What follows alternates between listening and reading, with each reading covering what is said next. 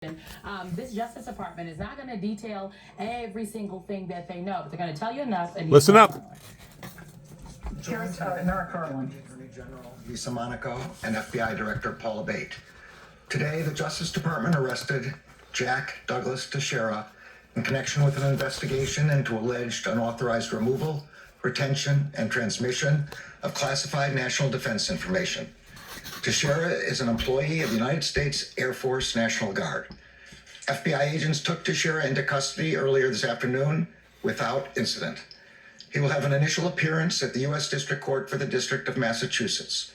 I want to thank the FBI, Justice Department prosecutors, and our colleagues at the Department of Defense for their diligent work on this case. This investigation is ongoing. We will share more information at the appropriate time. Thanks, everyone. And that's it. Good God. Another Eric Snowden deal. That's a heck of a breach, man. Somebody that's working with us that winds up gathering up a bunch of stuff. They'll go hit through his life, picking through his life every prog and cranny that they can find. You don't get really no worse than that. And I'm just going to use Eric Snowden as a illustration, other than actually having a broken arrow. If you have a broken arrow, you're sure enough in bad shape from a military perspective. I don't know if a lot of people knows what that means. If they do, good. And if they don't, well, maybe you can find out.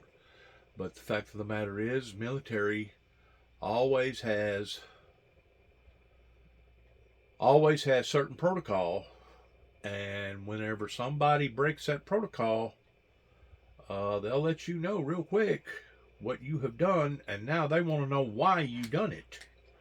Because if it turns out to be an actual inside job where somebody is paying this individual money, like a terrorist organization or even another country, then yeah, it could be looked upon as being espionage. And if that be the case, somebody's going to Guantanamo Bay. Rightfully so. Rightfully so. I've never seen so many loose ends in a government than I have with this one just within the past 5 years. And I guess COVID has basically just intensified everything, accelerated everything. But I've just never seen so many unprofessional loose ends. And it really bothers me. It really does. It irks me. I guess that would be the right word. It irks me to think that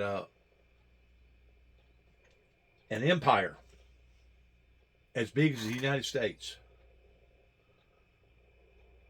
would let stuff like this out into the open. Because this can be something that you can't just put out overnight, depending upon what it is, how bad it is, who this guy's associated with, and to think that he's already involved with our military, National Guard. No. This ain't a civilian charge. If it comes down, I mean, it may be a civilian arrest right now, and they're looking at civilian charges right now, but it may supersede over into a full-fledged tribunal. No questions for the Attorney General, basically confirming, Simone, what we already knew. We knew the name of him. We knew how old he was. Certainly. Simone, that don't sound like an American name. It may be. I'm just wondering who the guy is, if he's originally, if he's got deep roots here in America, or if he's a transplant. You know, basically we're all transplants at one given time or the other. But I'm just wondering, because that name really don't sound like an American name. NBC News, New York Times, lots of other agencies have a lot more reporting on this. What do you make of that very brief statement? What I noticed is that the Attorney General was reading from a prompter. It was a very carefully crafted statement, short and to the point, and he did not take any questions. Again, I think the strategy here, just from the outside looking in as a communications person, I think the strategy here was to come out, tell the people what everyone can already see with their eyes, what journalists are already reporting and writing in their stories and saying on television, confirm that, tamp down the outside questions, and use the very special words, this is an ongoing investigation. That's Justice Department speak for. We ain't gonna really tell you. Man, they got SWAT on him. I'm gonna really tell y'all too much more, and walk away. And that's exactly what you got from Attorney General Merrick Garland today. Okay, Dan DeLuce, Shannon Wu, Simone Sanders, I want to thank all of you. I want to bring in Colonel Jack Jacobs. Colonel, you know a little bit about the intelligence that surrounds the United States military. Said it many times, 21 years old, Air National Guard, works out of an office in Cape Cod. What do you make of what we've learned so far today? Well, it's surprising he's of such a low rank, although he's in the intelligence business for the Guard, and therefore may in fact have security clearances which permit him to get access to this kind of information. Obviously, it's not something that you can either have access to outside the what is called a secure information facility, compartment and information facility, or has access to it such that he can hand it off to somebody else. The report was that he was sharing it with friends of his in some group online. But it's difficult to envision how intelligence of this type, which one would assume would be fairly highly classified and maybe beyond the classification to which he had access, how he got hold of it and then passed it on to his friends. Yeah, that was going to be my question for you, Jack. What is his motive? That's the whole thing. You got to find out what this guy's motive is. And that would determine on whether or not it's some sort of a prankster, somebody that basically didn't realize the significance of what he was doing, or if it's somebody that should have known the significance of what he was doing, which it sounds to me like he should have, but he's still done it anyway, that's going to reach a very high volume of punishment.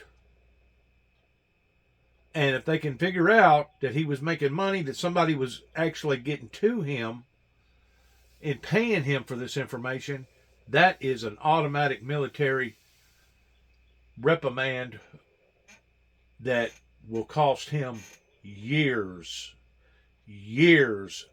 in Guantanamo Bay. They don't play with stuff like this. Secret Service knows that. U.S. Marshals knows that. Anybody associated with the federal agencies knows that if you do something like that, you basically just got to nailing a nail in your coffin.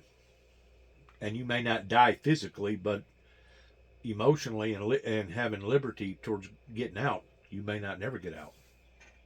That's a very, very, very serious charge. That right there is actually a more serious charge, I think, than the Insurrection Act that they put on, I think it was 4 or 5 of them or something like that, towards deliberately, willfully trying to overthrow the United States government that hadn't been used now in a long, long period of time. If they can prove that this was some sort of an inside job, only thing I can say, God have mercy on his soul, because they will rip him a brand new one from head to toe. I just can't believe that people are that idiotic, that thinks that they're not going to get caught in today's society with so many different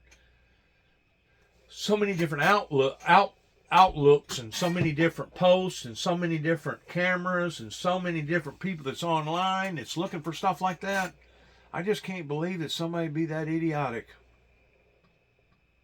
He's either an idiot or it's just somebody that basically with a child type mentality and not realizing the seriousness of what that he had done. But it sounds to me like he should know the seriousness of what he done because he's already involved with National Guard.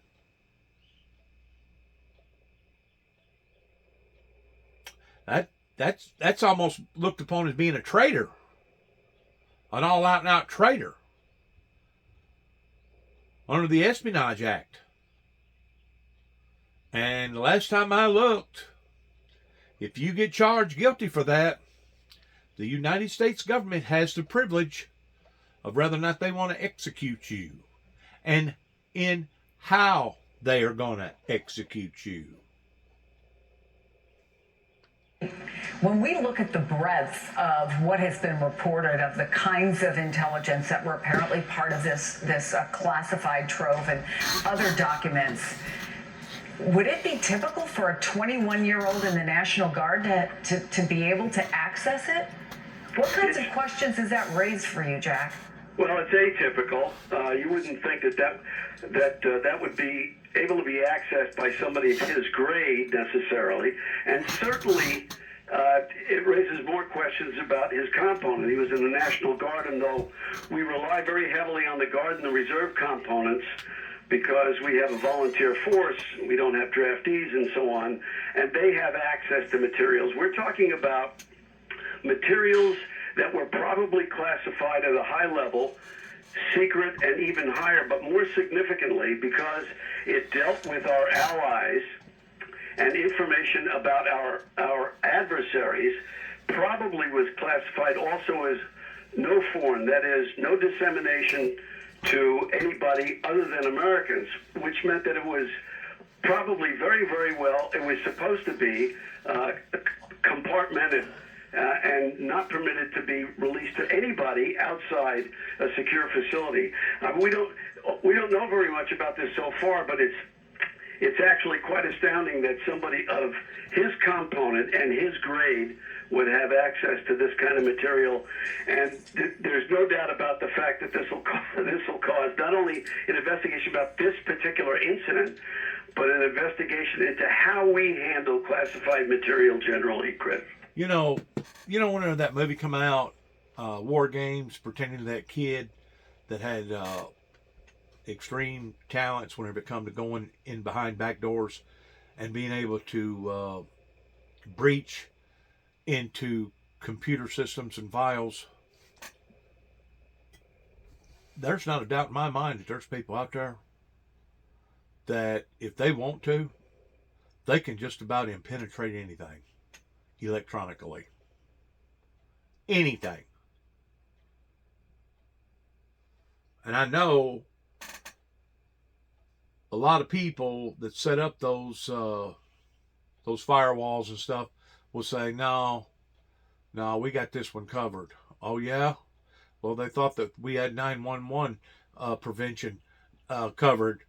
But who would have thought that somebody would have basically kidnapped 4 airplanes and turned them into missiles and killed almost 3,000 people? I mean, we have a system that's probably 98.9% foolproof. But there's always that human factor that may just be somebody that's curious, just to be able to prove they're making a statement toward being able to breach and go into the back door and go through various security firewalls towards breaching the system. I mean, we've seen the banks be breached. We've seen now how many different organizations over here in America has been breached. How many towns? How many cities has been breached?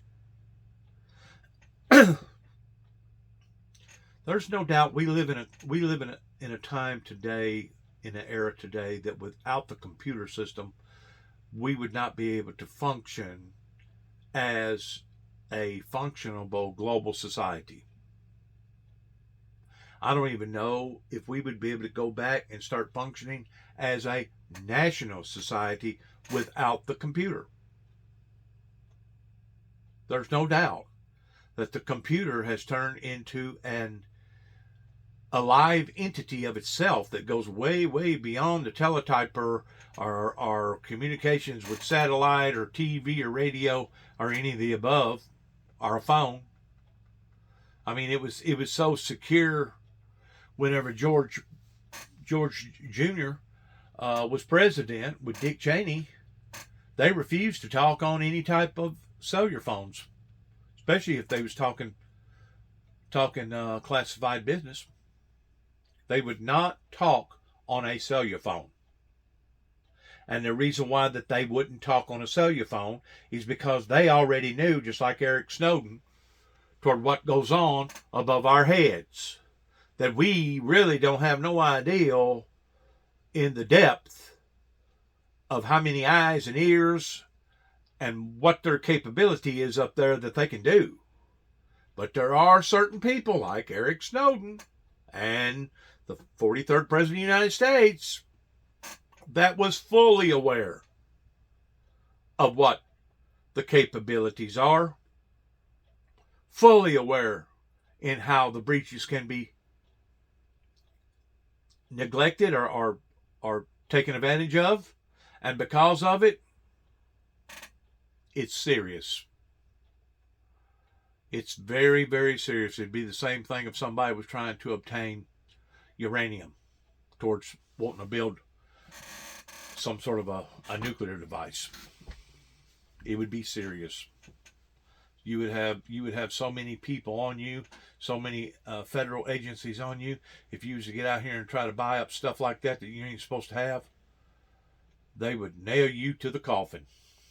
Colonel Jack Jacobs, thank you so much for coming on the phone so quickly with us. Again, the 21-year-old under arrest, Jack Douglas TEIXEIRA, a member of the TEIXEIRA.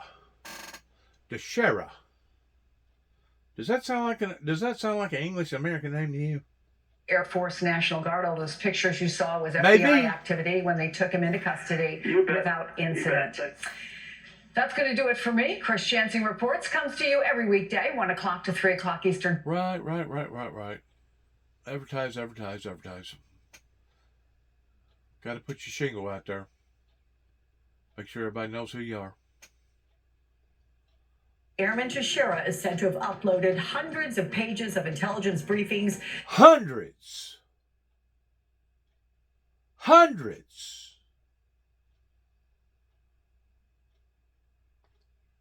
This, according to the Times. Joining me now is NBC News Justice correspondent Ken Delaney. And Ken, welcome. Let's get right into this now because the details are pretty unbelievable in this case. First of all, walk us through what we know one more time. What is out there and how we think it got out there. What is out there, Alex, are some highly classified documents showing the fruits of American eavesdropping, signals intelligence on Russia and on many other countries. Very embarrassing revelations that the U.S. has spied on allies. Not surprising to the allies, but embarrassing when it becomes public. Highly sensitive information about Ukraine and Ukraine's air defenses and weaknesses and relevant to that war. And so now the Justice Department and the FBI have arrested this 21-year-old airman born after 9/11. They have not detailed the charges against him, but the Times and the Post are reporting that he was the leader of a chat room on the... Well, he looks just about as an American as anybody else does. Got a weird name, but he looks like he's a red-blooded American to me. This is the first picture that they've had of him now. He's probably some sort of a jackleg whenever it comes to a computer whiz. And he was probably tampering around in some stuff that he know better not to be tampering around in, but he still got in there anyway. He's probably some sort of a computer guru of some sort. I mean, you can tell basically how he looks right there in profiling him, no more than what you see. He looks like he'd fit underneath that category. Somebody that's got the ability and the knowledge to be able to do things that he ain't supposed to be doing. but it may actually be deeper than that. They'll have to dig and dig and dig, and trust me, they will find out whenever it comes to stuff like that. You know, really and truly, the banks and other people that's been breached, they've really gotten their game on target here lately. They may not be able to prevent the breach, especially if it comes from North Korea, China, or some other foreign country like that. But ordinarily, they can track it down. They can figure out where it come from. They can figure out who done it and where it come from. They may not know for sure who done it, but they'll know. They'll have some sort of an idea in who could have broken into that firewall like that. And he should know that. If he's that much of a whiz pretending to be a computer guru, he should have known that they was going to backtrack. Server, the gaming platform Discord, and the people that are talking at the time of the post who were in that group of chat room where the material was being shared say that his motive was not to be a whistleblower, was not to disclose this information to adversaries, but was simply to impress his friends and to sort of inform them about what he thought were the dark secrets of the U.S. government. We really have not seen this before in a major high-profile case of the disclosure of classified information. I told you it could fit under the category of war games of that one kid that had all them skills, that he wound up going into the back door and opened up something that most people never would have dreamed. And I realized that was just a movie pretending to war games, but the ideal had to come from somewhere. And the fact of the matter is, we know that our computer system has been very vulnerable for the past 20 years, especially now since all this other stuff's come out on top of it. So maybe it is some sort of a hotshot that was doing something, crawling around in some areas that he wasn't supposed to be crawling around in. Either or, he's in big, big, big trouble. And if he knows that much about the computer system and about high-class securities, especially since he's already working for the United States military, I mean, he'll be reprimanded pretty hard, even if he done it just for some sort of a tacky gag play. I mean, who knows what they'll do to that guy. Big outstanding question is, did this airman have lawful access to this material, some or all of it, or did he steal it, or did he have some kind of technology job that created that access?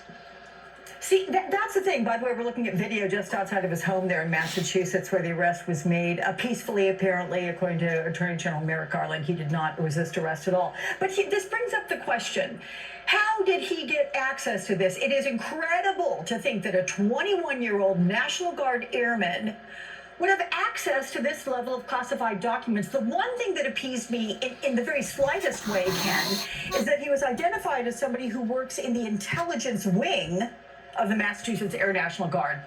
I mean, it's better than somebody, I guess, in the generic wing. I don't know how to redefine that, but come on. How does this happen? So that goes to some distance to explaining this. We should remember, enlisted members of the military can be 18 years old, and they can be entrusted with great responsibility, the responsibility to take life, and in this case, they can be afforded high-level security clearances and access to very sensitive information. What's sort of mind-boggling about this, though, is that it's one thing for him to have access to sensitive information related to his job, but we're sitting here wondering what the war in Ukraine, what the CIA's view of what was happening in Israel, or South Korea, what that has to do with an airman's job at a National Guard wing, even an intelligence unit on a base in Cape Cod. That the DoD needs to explain, and it's possible that he didn't have lawful access to this material. It's possible that it was given to higher level people and he somehow got access to it. But either way, it's a startling breach of security 10 years after Edward Snowden walked out of a national security agency facility with thousands and thousands of classified documents. And again, I want to reiterate what was said. You said that this is something that he posted on an online chat room. I mean, essentially, he wanted to show off to his friends. Hey, look what I have access to. I mean, it begs the question, what was he thinking? I mean, surely the Pentagon has all sorts of, I guess, educational seminars. You're taught what you can talk about, what you can't talk about, particularly if you work in the intelligence wing, right? So you're raising another great point. The question of whether the Pentagon and the intelligence community really understands all the people they're granting these high-level clearances to. After Snowden, they created this system of so-called continuous monitoring, where they were going to look at people's social media, look at their bank accounts, not just once every 5 years for a security clearance review, but continuously. Well, clearly, whatever is happening in that space is not enough, because not only was this person sharing this material, he had, according to the people who were talking to the Post and Times, some really extremist views. Like he apparently told them that he thought the Buffalo supermarket massacre was allowed to happen by the U.S. government. So this is a person that we have entrusted with our secrets, and I've heard other people make the same kind of claims about various horrible things that's gone on, including COVID, that our government purposely allowed for that to happen. And there's no doubt that 9/11 was a big breach. I think that was the biggest breach of all breaches. And of course, whenever Eric Snowden done what he done, that was another slap in the military's face. But my question is, how come? How come this continues to keep haunting the American people, knowing that some of these people make as much as $500,000 a year? You go to Los Alamos, New Mexico, and some of these other laboratories, those people are so smart. They're spooky smart. I mean, whenever you drive into a town and there's billboards everywhere that tells you that cameras is not allowed, and if caught with a camera taking a picture of the wrong thing, your camera would immediately be taken from you, your telephone camera or a high-class camera, and you may suffer the consequences for taking the picture that you took. Whenever you have a whole county that holds a higher rank, per se, balance in their bank accounts, more so than they do Long Island and out in California, you're paying people a lot of money to do things that the normal person ain't supposed to do. This person obviously had some gifts, some talents, who knows what else, but this will go on his record forever. And it's the next thing to being a traitor in your own country, especially this country. Stupid. Very stupid. And he's not the only one. There's a problem with extremism inside the U.S. military and perhaps elements of the intelligence community. That's another issue that our leaders need to grapple with. Yeah. But right now, the big question is, do we have control of our secrets? Well, and remind us again where this was first posted, Ken, and how long was it up there before being disseminated really around the world?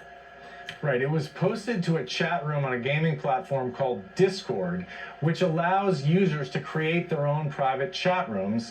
And according to the people, again, who talked to the Washington Post, this person began first transcribing versions of these documents, typing them out himself, more than a year ago. And then he began posting the actual documents. And so, as far as we can tell, the U.S. government had no idea that was happening. It was only after somebody in that tight-knit chat room uploaded the documents to another chat room with a larger group of people. And then in one case, they migrated to a chat room that was, the main topic was the game Minecraft.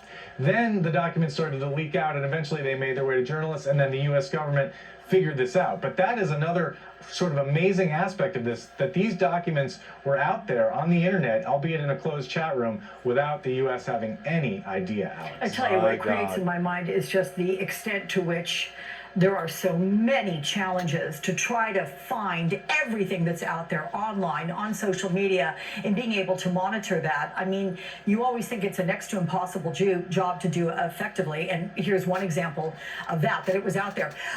But another question is, how long were they monitoring this airman TEIXEIRA? How long were they on to him before the arrest just a short while ago? I've heard enough. It's disgusting to think that went on for a year. It's absolutely disgusting. Good luck to all of us. Good luck to each and every one of us as we're going through this together. Just one ordeal after another. Sounds to me like a Trojan horse deal.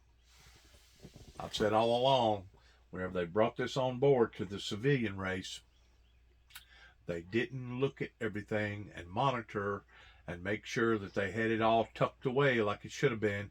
They dumped it in our laps, and us people that's now 70 and below really had to reinvent our whole thinking in understanding artificial intelligence and how that it responded and reacted and what to do and how to do it and hold this and touch that and drag this and tap it twice for this and all this other stuff. It's reckless. It's gross recklessness coming from our government that I think somebody should give an account for. That's just my opinion. Didn't cost you nothing. God bless America. God bless our troops. God bless our endeavors. And Lord God, heaven help us all. And shalom.